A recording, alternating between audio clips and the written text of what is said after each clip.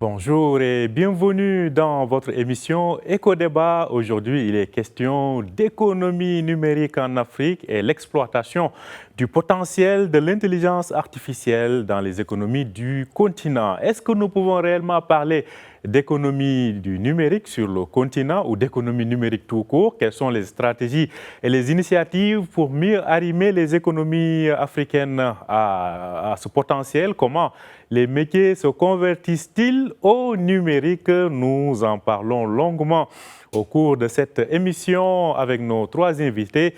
Il s'agit de Myriam Bessa, CEO de IPO depuis Casablanca. Bonjour à vous et merci d'avoir accepté notre invitation. Bonjour Omar, merci. Merci beaucoup de Alors, m'avoir invité. merci, le plaisir est pour nous. Hicham Al-Ashgar, il est le DG du cabinet IT6 depuis Rabat. J'espère avoir bien prononcé Hicham Al-Ashgar. Exactement. Merci pour l'accueil. Merci à vous d'être avec nous. Merci également à Daouda Sow, DG de Texo Group, un groupe panafricain basé donc à Paris. Merci d'avoir accepté notre invitation. Bonjour à vous, Daouda. Bonjour Omar, merci. C'est un plaisir en tout cas de participer à votre émission. Alors, comme je le disais à l'entame de cette émission, on a pas mal de questions qu'on se pose et pas mal de points que nous allons évoquer au cours de cette émission. Alors, tout d'abord, je commence par faire un petit tour. Je commence par Myriam Bessa, honneur aux dames. Alors, aujourd'hui, quand on parle de numérique, quand on parle d'intelligence artificielle, pensez-vous que dans le continent, on est vraiment connecté à tout cela? Alors, clairement, on est connecté d'abord à Internet et beaucoup aux réseaux sociaux. Ça, c'est très important. On a une jeunesse très active en Afrique. Et donc, oui, il y a dans les grandes villes beaucoup de gens qui sont connectés. Maintenant, le phénomène de l'intelligence artificielle, de par les différents LLM qui ont été créés dans le monde, font que effectivement, aujourd'hui, beaucoup de pays africains sont connectés à ChatGPT, à Claude, Mistral et autres plateformes. C'est intéressant. Donc, disons que l'Afrique se connecte. Alors, Hicham Al-Ashgar, de votre côté, vous êtes dans un cabinet spécialisé donc, dans le digital, dans le numérique. Quelles sont les tendances que vous observez sur le continent?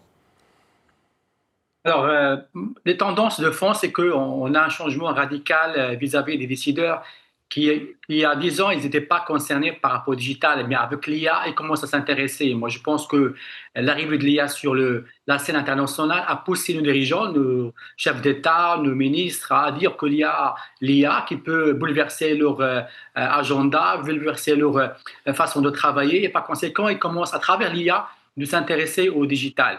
Donc, l'Afrique a été, je dirais, depuis une vingtaine d'années intéressé par le digital, mais là, on voit une accélération poussée par l'IA qui pousse tout le monde à se familiariser, se former, se sensibiliser et savoir dans quelle mesure l'IA peut impacter sa vie personnelle, mais aussi sa vie professionnelle. Et par conséquent, moi, je pense que l'arrivée de l'IA, c'est une bonne opportunité à condition de la bien saisir.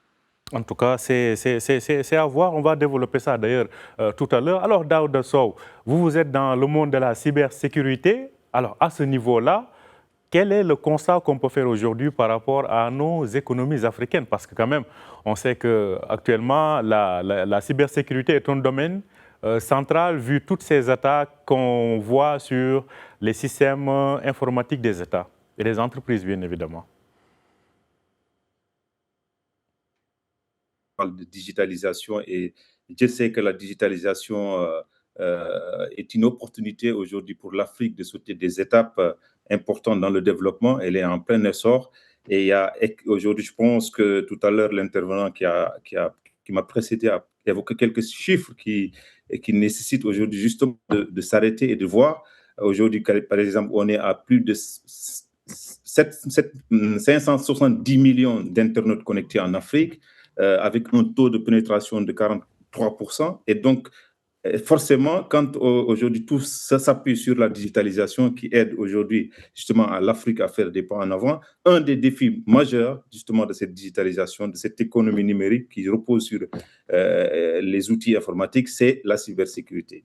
Quand on regarde aujourd'hui les tendances sur le continent, on voit de plus en plus des attaques qui ciblent des infrastructures très critiques. Récemment, on a vu l'incident au Sénégal à travers une attaque qui a ciblé une des entités très critiques de l'État du Sénégal. Et c'est le même phénomène qui se reproduit un peu partout en Afrique. Donc, si on veut effectivement vraiment capitaliser sur l'opportunité aujourd'hui que nous offre le digital, il va falloir justement faire attention et traiter très sérieusement de la cybersécurité qui peut aujourd'hui être un frein. Donc la cybersécurité, on y reviendra tout à l'heure. Alors je vous propose, après ces premiers éléments, de suivre ensemble ce sujet préparé par la rédaction sur l'émergence de l'économie numérique en Afrique. C'est un sujet de Mariam Louise. 600 millions de personnes ont désormais accès à l'Internet haut débit sur le continent africain. À l'heure où le numérique s'impose comme un moteur essentiel du développement économique, l'Afrique tire son épingle du jeu et affirme progressivement sa place dans ce domaine en pleine expansion. La transformation digitale constitue également un vecteur de progrès social en facilitant l'accès à l'éducation, aux services de santé et aux opportunités d'emploi. Dans cette dynamique, le Bénin a engagé une politique ambitieuse de dématérialisation des services publics. 250 administrations sont aujourd'hui accessibles en ligne et 68 communes sont reliées à la fibre optique. Au cours des dernières années, l'économie digitale en Afrique, c'est 5,2% du PIB, soit 180 milliards de dollars. Les projections d'ici à 2050 atteindront les 712 milliards. Un marché numérique africain prometteur, propulsé par sa jeunesse au cœur du changement. Barcelone, Kigali ou encore Shanghai, les pays africains sont présents à chaque rendez-vous de la scène numérique. L'Afrique est aussi à l'œuvre en organisant des événements d'envergure comme le GITEX Africa ou le Digital African Summit qui mettent en lumière le potentiel technologique de la région. Autre élément essentiel de la transition numérique, l'intelligence artificielle. Avec le lancement de ChatGPT en 2022, l'IA est passée du stade expérimental à une réelle habitude de vie.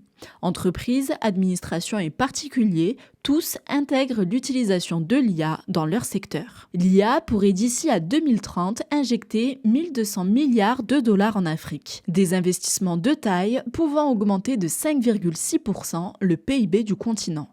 Un vecteur essentiel au développement auquel l'Afrique prend déjà part. Prochaine étape pour l'Afrique, se tourner vers l'économie intelligente pour exploiter au maximum ses capacités technologiques grâce au numérique et à l'intelligence artificielle. Alors, on vient de suivre ce sujet sur l'économie numérique et il a été question beaucoup d'intelligence artificielle. Alors, Mariam Bassa, vous êtes dans le domaine du marketing digital ou de l'influence marketing. À ce niveau-là, peut-on dire que l'IA a sa place? Utilisez-vous l'IA dans votre métier? Oui, tout à fait. Alors, pour la petite histoire, moi, j'ai géré, si vous voulez, une agence digitale pendant près de 10 ans, ou plutôt depuis 10 ans, une agence de marketing digital.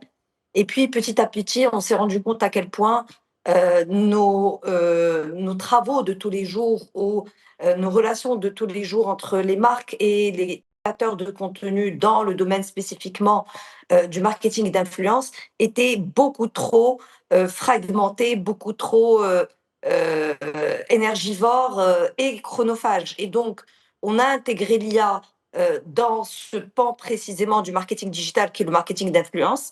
Et ce qu'on faisait en 2 semaines, aujourd'hui, on arrive à le faire en 15 minutes. Et c'est quand même incroyable de tout pouvoir automatiser dans un seul et même endroit. Est-ce que là, il y a des initiatives qui sont lancées dans votre domaine de façon concrète, des projets concrets ou des initiatives pour une meilleure exploitation de l'IA dans votre service de tous les jours? Bien, écoutez, c'est le service qu'on a lancé, c'est la plateforme qu'on a lancée qui s'appelle IPO. C'est une plateforme de mise en relation entre les créateurs de contenu, les marques et les agences. L'idée, c'est qu'on a pu, grâce à l'IA, créer une automatisation de plus d'une quinzaine d'étapes encore une fois, dans un seul et même endroit, en automatisant ces étapes et pour permettre aux marques de lancer une campagne en moins de 15 minutes. Un deuxième levier qui est important aujourd'hui, c'est que jusqu'à présent, les marques choisissaient leurs créateurs de contenu avec leur agence ou sans sur de la data qu'ils allaient chercher sur des plateformes de data. Et puis, cette data était analysée à la main pour qu'au final, on arrive à une décision qui est plutôt émotionnelle ou intuitive de avec quel créateur de contenu les marques vont travailler. Et puis aujourd'hui, grâce à l'IA, nous avons créé un engin de AI matching qui permet de faire se rencontrer les marques et les créateurs de contenu, tout simplement en allant chercher dans une liste de KPI quantitatifs et d'éléments qualitatifs, qu'est-ce qui ferait que ces créateurs de contenu pourraient finalement servir au mieux les marques d'un point de vue performance. Alors, je vais à Rabat retrouver Hicham Al-Ashgar. Alors, vous, de votre côté, vous observez tout ce qui se passe dans ce domaine-là. Alors, IA, économie africaine, pensez-vous qu'on est suffisamment engagé, on a pris ce train-là? Alors, bonne question. Au moins, l'envie est là. Tout le monde, tous les pays africains souhaitent prendre le train de l'IA. Notre cabinet intervient au Maroc et dans pas mal de pays en Afrique. Et chaque fois, on rencontre des décideurs qui sont vraiment, ils veulent le faire. Maintenant, entre vouloir et faire, et c'est un long chemin. L'IA ne peut pas se faire déjà sans les infrastructures, je dirais, d'énergie. Qui parle de l'IA, qui parle de data center, parle aussi de l'énergie qu'il faut avoir. Et il ne faut pas oublier que pas mal de pays en Afrique, ils ont toujours ce problème d'énergie. Avoir une énergie continue 24 heures sur 24, 7 jours sur 7, ce n'est pas toujours évident dans pas mal de pays africains. Donc ça, c'est le premier enjeu auquel il faut faire face et il faut le faire rapidement. Et il y a pas mal de projets qui se passent actuellement pour électrifier les réseaux dans pas mal de pays. Donc là, je pense que c'est un point qu'il faut régler rapidement. Deuxième point, c'est le processoring, c'est les chipsets. Il faut les avoir. Ça devient quelque chose de très rare avec la politique qui se passe actuellement au Golfe et aussi dans le monde. Ça devient très difficile de se procurer des bons GPU, des bons chipsets pour avoir la capacité de faire des modèles, des LLM, avoir des grosses bases de données qu'il faut héberger dans des serveurs avec de la capacité et avec l'intelligence. Le troisième volet, là c'est important, c'est la partie aussi ressources humaines, la formation. Est-ce qu'on a, ou les ingénieurs sont-ils formés sur l'IA? Est-ce qu'on a la capacité de produire des plateformes IA? Il faut prendre compte que la majorité des applications utilisées en Afrique ne sont pas des plateformes africaines. Lorsqu'on se réveille le matin, on va utiliser WhatsApp qui n'est pas africain, on va utiliser Gmail qui n'est pas africain, on va utiliser Microsoft qui n'est pas africain. Donc, je dirais les Africains consomment beaucoup de produits et de contenu qui n'est pas africain, donc c'est un vrai enjeu. Autre élément, c'est les décideurs qui doivent mettre en place des budgets importants pour développer l'IA dans tous les secteurs publics ou privés. Et par conséquent, leur sensibilisation, leur implication est importante. Il faut savoir que ce sont des investissements lourds qu'on doit mettre en place. Bien sûr, on va gagner après, mais je pense qu'il faut qu'à ce niveau-là, les décideurs soient plus courageux en mettant en place des budgets importants pour développer l'IA, pour un petit peu couvrir les trois volets. Le volet, je dirais, énergie, le volet processing et aussi le volet contenu qu'il faut encourager les Africains à le faire. Il ne manque pas d'ingénierie. On a des idées innovantes, mais il faut aussi être supporté par une capacité de production, une capacité de traitement, une capacité d'infrastructure souveraine à mettre en place. De l'infrastructure, donc souveraine. Alors, Daouda Sow, dans le domaine de la cybersécurité, comment faites-vous avec l'IA? L'IA vous pose des problèmes aujourd'hui sur le continent ou bien l'IA est un outil d'accélérateur pour vous? Alors, je pense qu'effectivement, aujourd'hui, l'IA, que ce soit dans le domaine de la cybersécurité ou dans d'autres domaines aujourd'hui de la santé, de l'agriculture ou d'autres, l'IA offre des opportunités à tous les secteurs d'activité. Notre secteur, qui est la cybersécurité, n'est pas en reste. L'IA nous facilite en tout cas les acteurs de la cybersécurité, beaucoup de tâches. Mais le revers de la médaille, c'est que de la même façon aujourd'hui que l'IA offre des opportunités à ceux qui sont en position de défense, nous, en tant qu'acteurs, et c'est de la même façon aussi que l'IA offre cette opportunité à ceux qui sont en position de défense, ceux qui essayent aujourd'hui d'attaquer justement cette facilité offerte par l'IA pour pouvoir mener des attaques à grande échelle. Et donc, la question, elle est très complexe, d'où là où je rejoins tout à l'heure l'intervention de Hicham, il y a énormément d'ambition dans notre continent, il y a beaucoup de... mais est-ce que dans l'application, dans l'encadrement, dans la mise en œuvre, je pense qu'il y a lieu aujourd'hui, encore une fois, de s'arrêter et de réfléchir, vraiment de bien encadrer la gouvernance, l'utilisation aujourd'hui de l'IA dans notre continent. Mais pour revenir vraiment à votre question, effectivement, nous, aujourd'hui, l'IA nous offre des opportunités dans le cadre de notre travail. Nous avons un centre de supervision qui est communément appelé SOC, qui est basé à Casablanca, à travers lequel on assure le monitoring et la supervision de la sécurité de plusieurs clients. Et dans ce service, effectivement, aujourd'hui, on utilise énormément l'IA pour nous faciliter la tâche d'analyste, etc., etc. Donc, c'est un outil. L'IA offre aujourd'hui effectivement des opportunités, mais il faut faire attention aussi sur l'autre partie de la médaille. On y reviendra tout à l'heure. Avant cela, je vous propose d'aller en Côte d'Ivoire, à Abidjan plus précisément, retrouver notre correspondante sur place, Zeynab Dosso, qui nous parle de la place de l'économie numérique sur place, mais aussi qui sert de moyen d'inclusion, notamment d'inclusion financière. Suivons ensemble cette correspondance. Pendant longtemps, le développement économique reposait surtout sur les infrastructures physiques, sur les banques traditionnelles ou encore les grandes industries. Mais sur le continent africain, une autre dynamique est en train d'émerger, portée par le numérique et surtout le téléphone mobile. Dans de nombreux pays, une grande partie de la population n'a pas accès aux services bancaires classiques. Pourtant, grâce aux technologies mobiles, de millions de personnes peuvent aujourd'hui envoyer, recevoir et gérer de l'argent directement depuis leur téléphone. Un exemple emblématique est M-Pesa, lancé au Kenya. Ce service de paiement mobile permet à de millions d'utilisateurs d'effectuer des transactions sans passer par une banque traditionnelle. Il a profondément transformé la manière dont les gens échangent de l'argent au quotidien. Mais l'économie numérique ne se limite pas forcément au paiement mobile.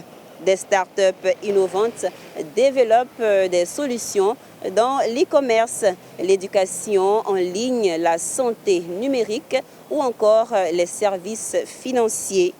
Des entreprises comme Flutterwave facilitent aujourd'hui les paiements numériques à travers plusieurs pays africains et soutiennent la croissance du commerce en ligne. Ainsi, l'économie numérique représente une véritable opportunité pour le continent. Elle permet de créer des emplois et améliorer l'accès aux services et de favoriser l'inclusion financière. En somme, l'Afrique ne se contente pas de suivre la révolution numérique mondiale. Elle est en train de l'adapter à ses réalités et construire un modèle innovant pour son développement futur. Zeynab Dosso pour Média TV, Abidjan, Côte d'Ivoire. Merci à vous, Zeynab Dosso. Alors, Mariam Bessa, on voit, je pense qu'on a vu un peu comment tout le monde essaie de se mettre au rythme. Vous avez tout à l'heure parlé un peu de l'aspect positif, d'accélérateur que vous donne aujourd'hui l'ensemble de ces outils. Pensez-vous que les acteurs sont suffisamment tous aujourd'hui formés à un niveau qui leur permette de mieux exploiter ce potentiel numérique, notamment en termes d'intelligence artificielle? Alors oui et non, parce que est-ce que quand vous parlez d'acteurs, Omar, vous parlez plutôt de De clients, votre par domaine, exemple? bien évidemment. Oui, de Oui, tous ceux qui ok. tournent autour de votre écosystème. Concrètement, ce qui va se passer, c'est plutôt de l'appréhension et de la peur de passer d'un système sur lequel ils étaient habitués de travailler à un système qui va être innovant, structurant et qui va leur changer concrètement la vie. Aujourd'hui, beaucoup, malheureusement, pensent encore que l'intelligence artificielle, c'est ChatGPT et Gemini, alors que non. Aujourd'hui, ces LLM-là qui ont été construits par des mastodontes américaines ou chinoises, mais bon, ça, on n'en a pas encore, nous, vent au Maroc ou en Afrique. Ces LLM-là sont uniquement une base sur laquelle viennent se construire ce qu'on appelle des produits. Et ces produits-là qui vont finalement utiliser les LLM sont des layers supplémentaires pour construire des produits à base d'intelligence artificielle qui utilisent l'intelligence artificielle. C'est vrai qu'aujourd'hui, c'est compliqué de convaincre parce qu'il y a une peur, il y a une appréhension que ça va trop changer de choses. Et puis, le plus gros travail qu'il y a à faire aujourd'hui, c'est en effet l'éducation du marché et d'expliquer en quoi c'est bien, en quoi c'est un gain de temps, en quoi c'est un gain d'argent et en quoi c'est un gain de productivité. Mhm. En tout cas, c'est à suivre. Alors, Hicham El-Ashgar, plutôt, aujourd'hui, vous, en tant qu'acteur du domaine, quelles sont les demandes qui vous sont le plus adressées, que ce soit par les gouvernements ou bien par les entreprises à travers le continent? Déjà, pour le gouvernement, la première chose qu'il demande, c'est la feuille de route IA. Il veut savoir quelle serait, moi, comme État, comme Côte d'Ivoire, Bénin, quelle serait la feuille de route qu'il faut adopter par rapport à l'IA. Donc, c'est la première demande qui est logique et qui, je pense, il est clair. Ça vient, une fois, d'un phénomène de curiosité, une fois, ça vient d'un phénomène de peur par rapport à l'IA. Donc, ils veulent être rassurés par rapport à ce qu'ils font et quelle serait leur feuille de route par rapport à l'IA. La même chose aussi, on le voit dans les grandes structures, les grandes structures étatiques ou privées. Ils se posent la question, quelle serait ma feuille de route par rapport à l'IA, à la fois en termes d'usage aussi, mais en termes de développement de business, parce que là, l'intérêt des privés au départ, c'est aussi l'État, c'est de savoir comment on peut créer de la valeur. Et l'IA peut être vraiment un vrai élément de créer de la valeur. Je donnerai des exemples simples. Lorsqu'on fait un agent de je dirais, qui répond aux requêtes des citoyens. On peut le faire, on fait des agents IA qui peuvent le faire de manière très, très importante et très poussée, et ça peut remplacer l'humain dans certains cas.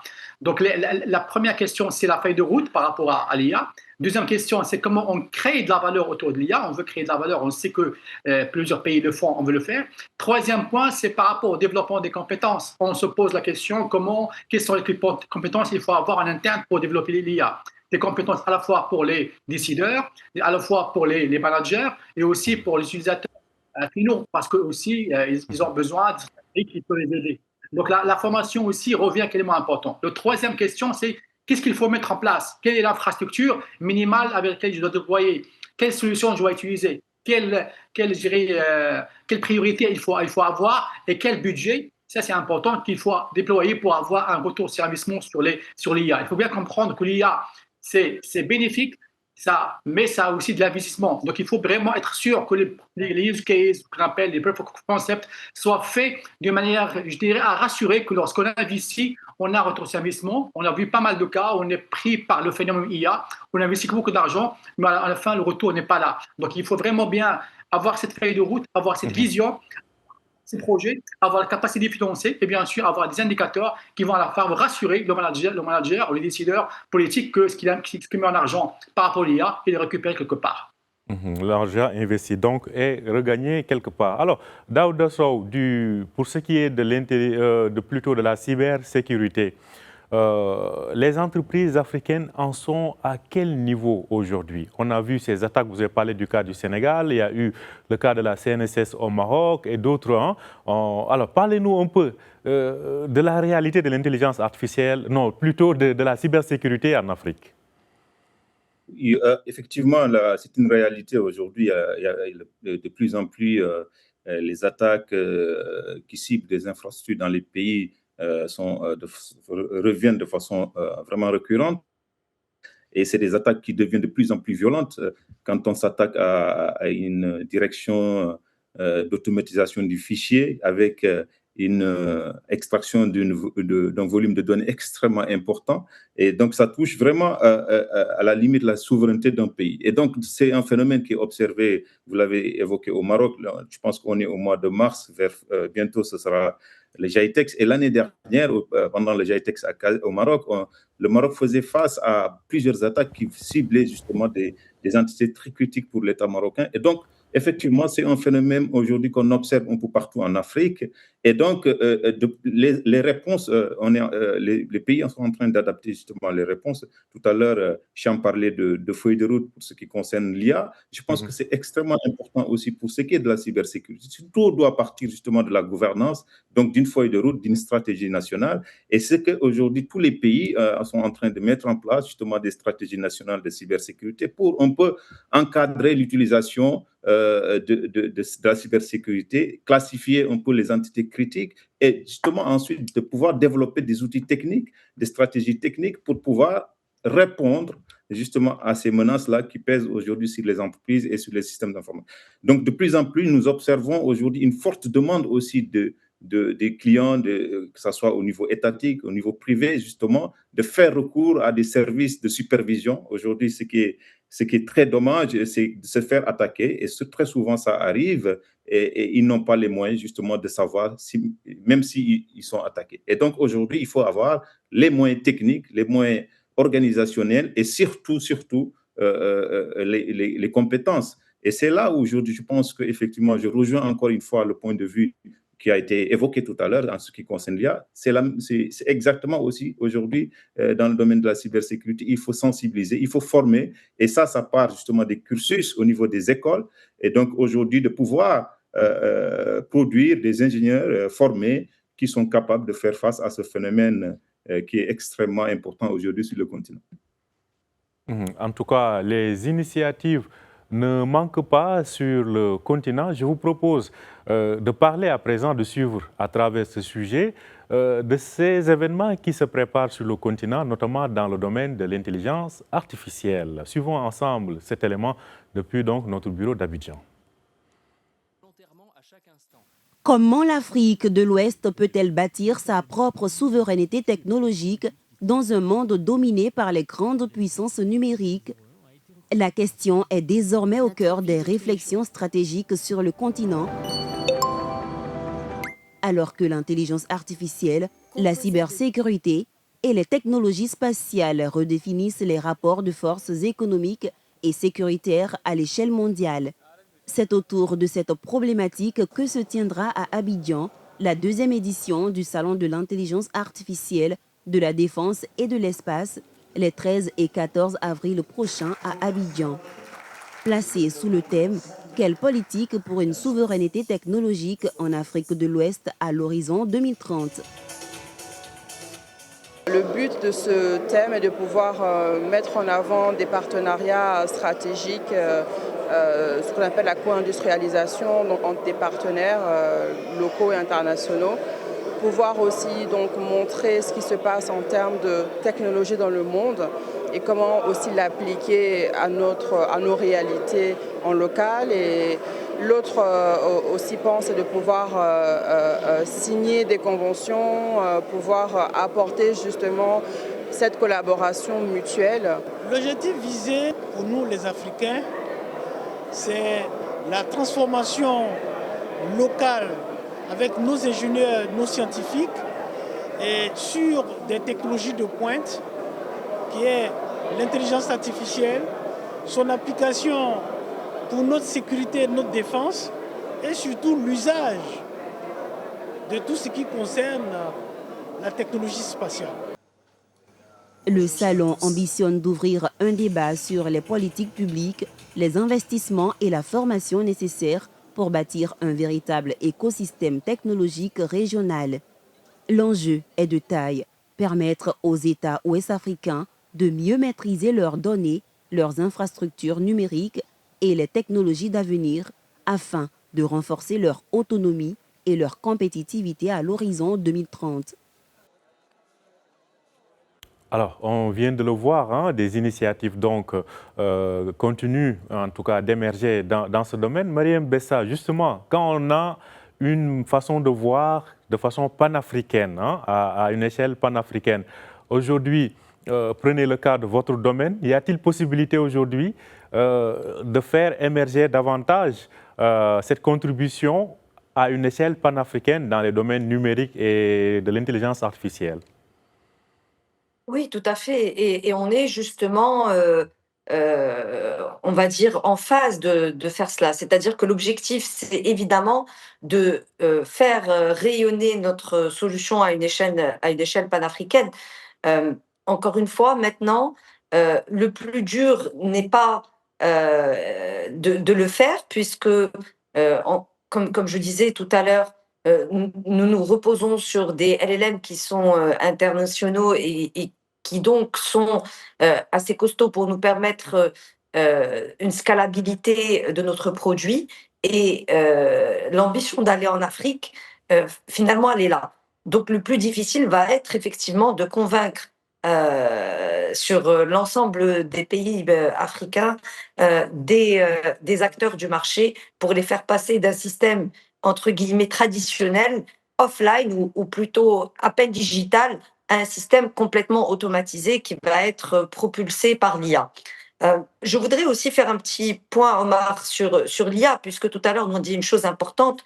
Euh, les pays africains sont très consommateurs de LLM internationaux et ne sont pas encore producteurs d'un langage AI.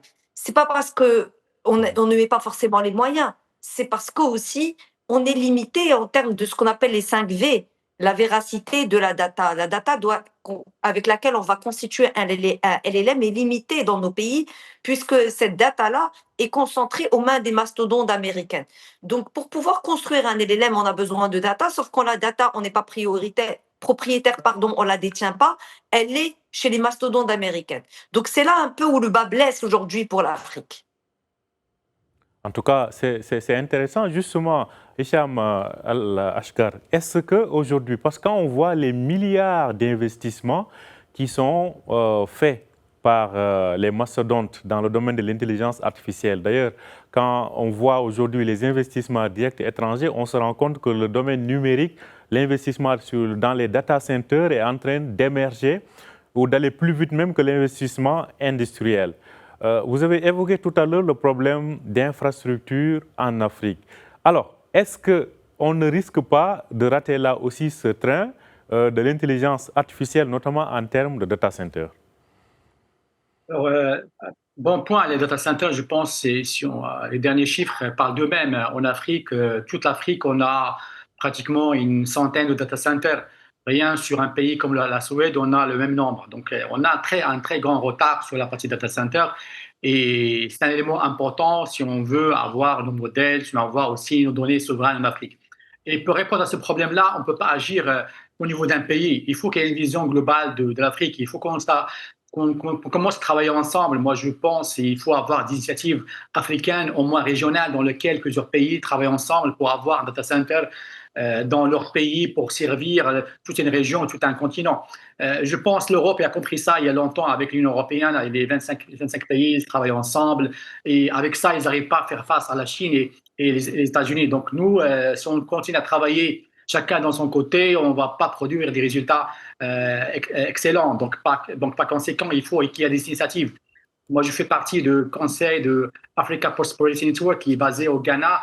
Et on vient de lancer l'initiative Africa Borderless, donc Afrique sans frontières, dans lequel on doit faire du commerce entre les pays et dans lequel on développe du digital entre pays. Il ne faut pas qu'on s'enferme rapidement avec l'histoire de souveraineté et ne pas penser ensemble. Les problèmes data centers ne peuvent pas être résolus par pays. Moi, je vois les initiatives dans certains pays, mais on reste des data centers très très petits en termes de capacité, 1 mégawatt, 5 mégawatts, alors qu'à côté, on lance des projets de 500 mégawatts. Donc, il faut vraiment être dans une vision africaine. On travaille ensemble pour qu'on soit visible sur l'échiquier international. On ne peut pas faire l'IA à niveau d'un pays. L'IA peut se faire à niveau d'un continent. On aura de la masse critique sur laquelle il va pouvoir justifier des investissements importants pour faire de l'infrastructure, pour développer des modèles africains et pour avoir une vraie force. L'enjeu, c'est cette union africaine qui doit être réelle, qui doit être aussi sur le terrain, qu'on puisse travailler ensemble sur un sujet qui est trop technique, data center. En tout cas, c'est une nécessité. Alors, qu'en est-il, Daouda Sow, dans le domaine de la cybersécurité? Est-ce qu'on a vraiment des solutions 100% africaines pour faire face aux menaces qui pèsent sur les économies africaines dans le domaine de la cybersécurité? C'est encore plus vrai dans le domaine de la cybersécurité. Aujourd'hui, c'est un phénomène qui n'est pas national. Aucun pays ne pourra le traiter seul. Donc, d'où l'importance de la coordination. Je pense il faut des initiatives communes, il faut des actions coordonnées au niveau du continent. Je pense que l'Union africaine a mis en place la Convention de Malabo, qui est en 2014, mais aujourd'hui, je pense qu'il y a une convention qui nécessite justement d'être améliorée parce que depuis entre-temps, la menace a fortement évolué. Et donc, aujourd'hui, je pense qu'il est extrêmement important à l'échelle africaine qu'il y ait des initiatives et de la coordination pour faire face à ce phénomène qui est transfrontalier. Aujourd'hui, des attaquants qui se retrouvent à l'autre bout du monde peuvent attaquer des pays en Afrique, etc. Donc, on ne peut pas faire cavalier seul. On ne pourra jamais traiter la question de façon individuelle. Et donc, il va falloir avoir en Afrique des actions coordonnées et des initiatives. Je pense il y a des associations au niveau aujourd'hui. Je pense Hicham a parlé tout à l'heure d'une association au Ghana. Je pense dans le domaine de la cybersécurité aussi à l'ANCA, donc qui aujourd'hui fédère beaucoup d'associations à l'échelle des pays, donc pour faire face à ce phénomène.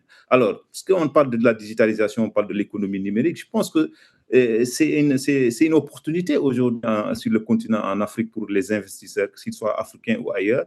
Donc, puisque aujourd'hui, il nous faut des data centers, il nous faut des données souveraines, il nous faut une masse critique de données. Et donc, ça, pour y arriver, je pense qu'il va falloir attirer des investissements sur le continent. Et ça, on ne pourra le faire qu'effectivement si aujourd'hui on a des initiatives communes en Afrique. En tout cas, dans le domaine de la cyber, on remarque de plus en plus cette coordination, cette concertation, ces actions communes à travers des entités telles que les CERT qui échangent des informations, les pays qui échangent aussi beaucoup d'informations, parce que, comme je l'ai dit tout à l'heure, le retour d'expérience, les missions de benchmark permettent aujourd'hui, en tout cas, de partager ces expériences-là pour pouvoir faire face à ce phénomène.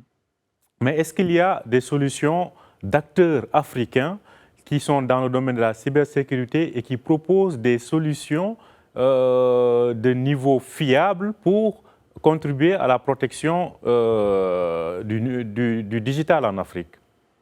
Tout à fait. Et aujourd'hui, il y a beaucoup d'initiatives, des entrepreneurs, des sociétés africaines qui ont développer un retour d'expérience, de l'expertise aujourd'hui pour accompagner en tout cas les entreprises africaines. Nous, au Maroc, à travers, on intervient un peu partout en Afrique. On a des solutions qui sont développées par des Africains aujourd'hui, que ce soit au Maroc, que ce soit au Nigeria, que ce soit dans d'autres pays, en tout cas en Afrique. Il y a de plus en plus des solutions africaines qui sont développées, qui apportent une réelle valeur ajoutée aujourd'hui sur la chaîne de valeur de la cybersécurité, en tout cas pour le contexte africain. Et de plus en plus aussi, on a des acteurs extrêmement compétents aujourd'hui sur lesquels l'Afrique peut compter justement pour faire face à la question de la cybersécurité. En tout cas, nous, dans notre domaine, on est sollicité très souvent un peu partout en Afrique. À travers nos projets, on accompagne des gouvernements, on accompagne le secteur privé, notamment le secteur bancaire qui est très impacté par ce phénomène. Et donc, aujourd'hui, il y a des acteurs, il y a des solutions africaines sur lesquelles, justement, l'Afrique peut compter pour pouvoir, en tout cas, faire face à ce phénomène. En tout cas, c'est intéressant. Alors, Mariam Bessa, au-delà de l'aspect technologique, il y a aussi l'aspect, disons, ressources humaines, capital humain. Dans le domaine de l'influence marketing, alors voyez-vous là aussi émerger des talents africains qui réussissent à s'imposer sur la toile, pour ne pas dire la scène mondiale? Déjà dans le domaine de l'IA qui va servir le marketing. C'est ça le plus difficile aujourd'hui. Trouver des ressources qui vont être aujourd'hui locales et qui vont nous aider à développer les solutions qu'on est en train de développer. Alors, c'est pas pour nous jeter des fleurs, mais il y a beaucoup de talents africains et c'est une très très bonne nouvelle. Aujourd'hui, nous, on opère depuis le Maroc et notre ambition est de rayonner sur le continent africain. Eh bien, au Maroc, nous trouvons des ressources qui sont même très très très on va dire, bonnes sur des sujets tels que l'intelligence artificielle. Maintenant, c'est vrai qu'on a parfois besoin de recourir à des ressources internationales pour nous guider sur telle et telle chose, parce que forcément, il y a beaucoup plus de connaissances dans des pays comme les États-Unis que ici au Maroc ou en Afrique. Mais ça reste des interventions qui vont être ponctuelles et nous avons de très, très bonnes ressources au Maroc. Alors, ce qui est important à savoir aussi, c'est que, et tout le monde le sait, l'IA n'est pas quelque chose qu'on a étudié à l'école aujourd'hui. Et donc, tous les gens qui sont aujourd'hui en train d'utiliser l'IA, ce sont des gens qui ont appris sur le tas. Et ça, c'est une très bonne nouvelle. Ça veut dire que l'Afrique, finalement, n'est pas en reste de gens qui sont en quête d'apprentissage et qui veulent justement servir leur pays et leur continent. Donc, les ressources sont là. 2, on a une soif d'apprendre et elle est vraiment là et c'est une très bonne nouvelle. 3, c'est une très bonne nouvelle pour l'Afrique puisque aujourd'hui, on a des ressources qui sont prêtes à justement être utilisées dans des projets d'envergure comme le nôtre par exemple et ça ne peut qu'être de bon augure pour tout le continent. Alors, Hicham Al-Ashgar, quand on parle de perspective par rapport à l'économie numérique, si on voit aujourd'hui là où en sont les politiques, là où en est le monde et là où on doit parvenir, quel type de perspective voyez-vous quand on parle d'économie numérique de façon générale sur le continent? Alors, je vais commencer par un point qui va peut-être vous étonner, c'est par rapport au risque de l'IA par rapport à l'emploi. Il faut comprendre que l'Afrique souffre de la, je dirais, du chômage des jeunes, qui est avec un taux très élevé.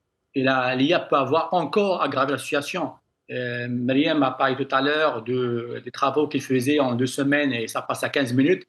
Donc forcément, on va recruter moins. Et par conséquent, ça peut être valable sur pas mal de secteurs où l'IA va remplacer l'humain. Et dans nos pays africains, en quête de l'emploi, ça peut poser un grand problème. Donc déjà, en termes d'économie numérique, il faut savoir comment garder les emplois existants et ne pas les perdre à cause de l'IA. Donc c'est un enjeu, c'est un risque majeur qu'il faut dresser. Il faut rapidement revoir nos modes de formation. Encore, Mary m'a parlé que les gens apprennent sur le tas, ça deviendra de plus en plus vrai. Donc, par conséquent, les processus de formation très longs, de 5 jours, pour avoir des ingénieurs, des doctorants, et tout ça, il faut revoir ça rapidement pour pouvoir avoir des profils plus rapides, rapidement et qui sont plus, je dirais, prêts pour le marché de l'emploi. Donc, c'est un enjeu majeur où les décideurs doivent traiter ça et ça rapidement en termes de formation et aussi en termes de stratégie par rapport à la formation et l'emploi. Alors, par rapport à l'économie numérique, oui, ça crée aussi un espace bleu dans lequel tout le monde peut être au même niveau. Actuellement, nous, on travaille dans pas mal de pays en Afrique. On vient de faire un projet IA pour la Côte d'Ivoire et on voit qu'on est semblable Maroc-Côte d'Ivoire. Plus que ça, lorsqu'on regarde avec l'Europe, on n'est pas très loin par rapport à ce qu'ils font. Ils sont toujours ils essaient de récupérer le retard qu'ils ont par rapport aux États-Unis et par rapport à la Chine.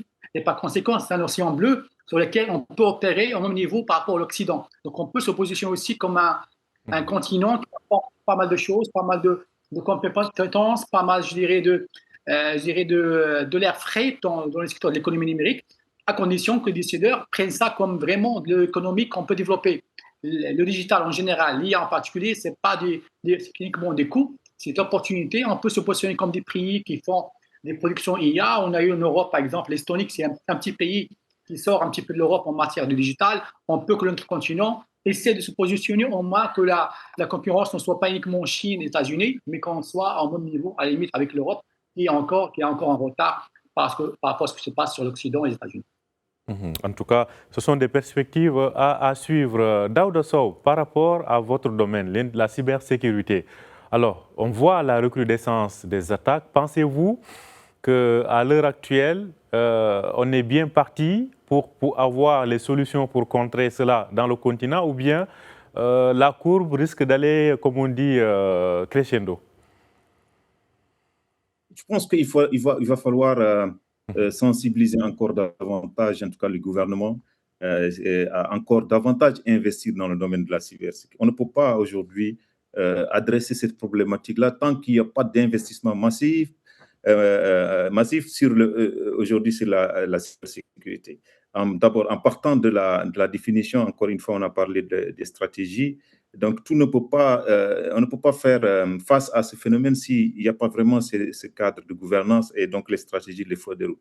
Et donc, il va falloir investir. Et Dieu sait qu'aujourd'hui, sur le continent, effectivement, on commence à voir des investissements, mais encore, je pense que ça reste très timide. Et donc, il va falloir encore sensibiliser les acteurs à investir davantage, en tout cas sur les solutions qui vont permettre à ces pays-là, aujourd'hui, qui vont permettre à l'Afrique de faire face à cette problématique de cybersécurité. Maintenant, comme ça a été dit, c'est valable aussi pour la cybersécurité, l'Afrique a des compétences, l'Afrique a beaucoup de talents, mais il va falloir aussi, je pense, adapter les cursus, les formations, parce que c'est vrai, on a des bonnes ressources, on les trouve au Maroc, on peut les trouver peut-être dans d'autres pays en Afrique. Aujourd'hui, je suis extrêmement ravi, en tout cas, de voir ce qui se passe dans un pays comme le Bénin. Et de bonnes ressources très bien formées nous viennent du Bénin parce que très tôt, le Bénin, depuis quelques années quand même, ils ont compris, ils ont énormément investi, en tout cas dans le domaine du numérique. Et donc, quand on investit dans le domaine du numérique, des métiers comme la cybersécurité en bénéficient aussi parce que c'est lié. Et donc, on voit effectivement que sur le continent, il y a des initiatives, il y a des solutions qui sont développées. Il va falloir effectivement investir davantage pour faire face, encourager ces jeunes talents, encourager aussi, faire confiance à l'Afrique. L'Afrique doit faire aussi confiance aux entreprises africaines, comme je l'ai dit tout à l'heure, qui aujourd'hui n'ont pas quelque chose à envier aussi aux entreprises qui nous viennent, en tout cas d'autres parties du monde. Parce qu'effectivement, aujourd'hui, on a de très bonnes compétences en Afrique pour pouvoir aider l'Afrique à faire face. De bonnes compétences donc qui sont là, comme toujours. Le talent, en tout cas, en termes de capital humain, est bien présent. Il nous reste à peine 4 à 5 minutes, un rapide tour, et je commence par Myriam Bessa. Alors, Myriam Bessa, assez rapidement, comment voyez-vous votre métier évoluer au cours des années avec l'intelligence artificielle et la présence de toutes ces solutions qu'offre le digital? Alors, nous, on va avoir un beau rôle à jouer d'un point de vue économique, puisqu'on va faire passer beaucoup de personnes qui sont les créateurs de contenu en Afrique d'un mode de fonctionnement informel à un mode de fonctionnement qui va être formel. Pourquoi? Parce que grâce à l'IA, automatiser un métier, un marché qui vaut 250 milliards de dollars aujourd'hui dans le monde, mais qui est appelé à devenir un marché de 450 milliards dans les 5 prochaines années. Automatiser ce marché-là et ce domaine-là implique qu'on va avoir des influenceurs qui vont s'inscrire sur cette plateforme. Et pour s'inscrire, ils doivent être compliant, entre guillemets, en termes de documents juridiques et légaux. Et donc, ça veut dire qu'on va passer d'une économie qui va être informelle à une économie qui va être de plus en plus formelle grâce justement à notre plateforme. Et ça, c'est quelque chose qui me tient beaucoup à cœur, puisque ça veut dire qu'on va créer de nouveaux métiers et qu'on va formaliser tout un domaine d'activité. En tout cas, c'est à suivre. Hicham Al-Ashgar, aujourd'hui, il y a le côté formation qui est revenu, le côté talent. Assez rapidement, le constat que vous faites sur le terrain et les besoins qui seront développés. En 1 minute, si possible. Eh bien, en 1 minute, il faut former, mais former différemment. Il faut former pour être prêt au marché de l'emploi. Il faut écouter cette vague de l'IA.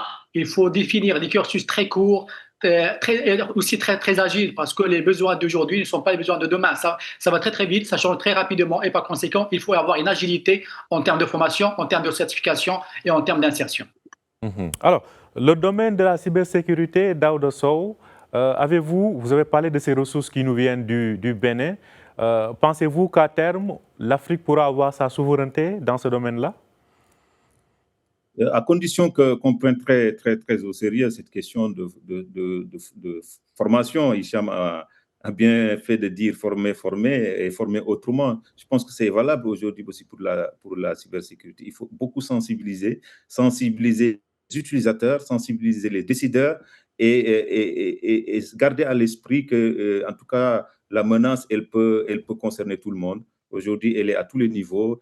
Il y a des entreprises qui pensaient jamais faire l'objet de cibles du jour au lendemain se retrouvent à faire face à des attaques. Donc, il va falloir effectivement, aujourd'hui en tout cas, si on veut y arriver, sensibiliser encore davantage, former et investir massivement dans le domaine. Former et investir massivement dans le domaine. Ce sera le mot de la fin. Merci à vous trois. Merci à Mariam Bessa qui nous parlait depuis Casablanca. Mariam Bessa, CEO de AIPO. Merci d'avoir accepté notre invitation. Merci également à Hicham Al-Ashgar, DG de IT6. Merci d'avoir accepté notre invitation depuis Rabat. Et merci également à Daouda Sow, DG de Texo Group depuis Paris. Merci à vous d'avoir accepté notre invitation également. Merci à nos chers téléspectateurs de nous avoir suivis. Je rappelle que vous pouvez retrouver cette émission sur notre site www.medientv.com ou bien sur mediennews.com. Vous pouvez aussi la retrouver sur nos pages sur les réseaux sociaux. Bonne suite de programme sur Médien et au plaisir de vous retrouver la semaine prochaine, Inch'Allah, dans Éco Débat.